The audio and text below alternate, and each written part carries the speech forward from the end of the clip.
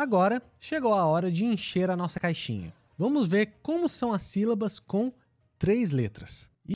Quando temos 3 letras na caixinha, a letra final vai ficar na parte de baixo sempre e necessariamente vai ser uma consoante. Pois bem, essa consoante que fica na parte de baixo é conhecida como patim, que significa literalmente algo como suporte. Se forçar um pouquinho, soa como pratinho, né? E é isso mesmo. O patim é como um pratinho que fica embaixo do vaso da flor. E essa matéria é importante porque a pronúncia das consoantes nessa posição pode mudar caso a caso. Mas primeiro, vamos dar uma geral em todas as consoantes do Hangul para revisar e ver se todas elas aparecem na posição de patim. De essas 3 consoantes duplas que nunca vão aparecer na posição de patim. Já as outras vão ter seus sons ligeiramente modificados. Por exemplo, a consoante K, na posição inicial, soa como K, mas quando está na posição final da sílaba, ela soa como AK. AK. O som fica mais preso. A gente não fala AK, mas sim AK. AK.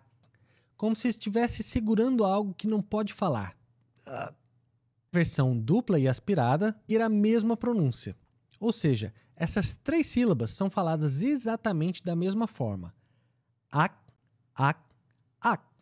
Essa lógica vai valer para as outras consoantes que também têm variações de duplas ou aspiradas. Por exemplo, essas 2 sílabas soam como at.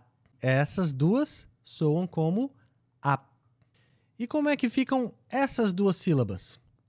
Bom, apesar dessas letras representarem o som de S, em coreano, quando estão na posição de patim, elas soam exatamente como at. E o mesmo vale para as outras consoantes, como at, at, at. Todas são pronunciadas como at. Vamos para o ra, que faz o R de arara, mas na posição final ele faz um som meio diferentão. É como se fosse uma mistura entre o R caipira e o L, ficando assim. Ar. Ar. Não é exatamente ar e não é exatamente al. É algo no meio do caminho. Ar. Ar. Por fim, temos 3 consoantes nasais. Já temos o N e M, que você já viu, mas também temos a bolinha, que no início da sílaba é uma consoante muda, só que na posição de patim, ela é uma consoante nasal, que a gente faz lá perto da campainha. Então, essa sílaba é falada assim. Ang. Ang. Ela é muda no início, mas nasal no final.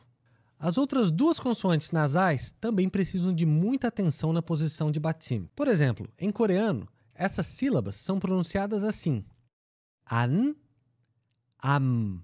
Se fosse em português, você provavelmente leria como an nas 2, não é mesmo?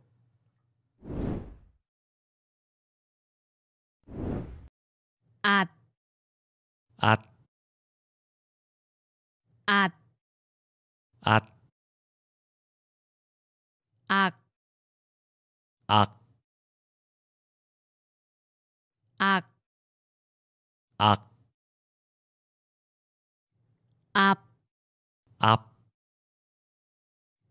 Ap. Ap. Al. Al. Al. Al. An. An. An. An. An. Am.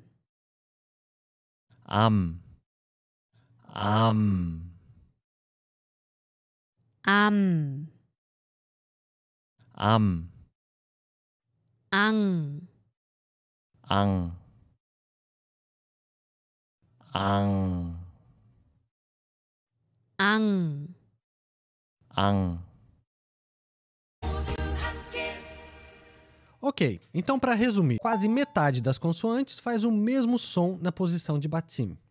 As duplas e aspiradas fazem o mesmo som da simples correspondente. Ra faz um som de R caipira misturado com L. A faz um som nasal no final. E por fim, temos que articular os lábios para pronunciar ma e na corretamente no final da sílaba. Essa pronúncia de batim vale para a sílaba em contexto isolado. Acontece que as sílabas fazem parte de palavras e você precisa ver o que tem ao redor para saber como pronunciá-la corretamente. Por exemplo, se depois da sílaba que tem patim vier uma sílaba que começa com som de vogal, o som da consoante no patim pula lá para cima, mais ou menos assim.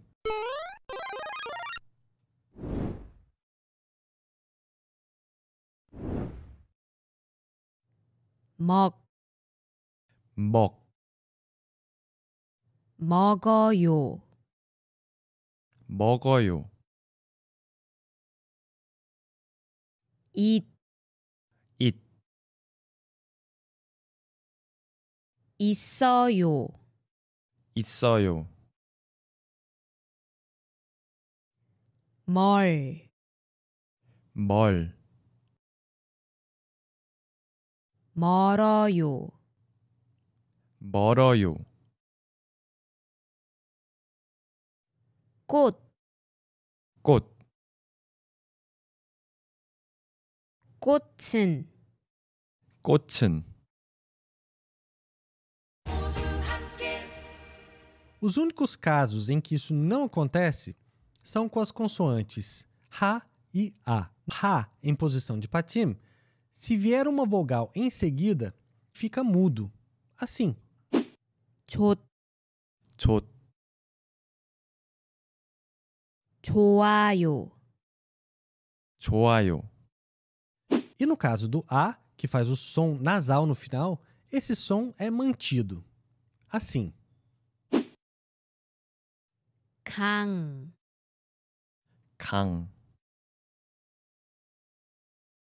강아지, 강아지.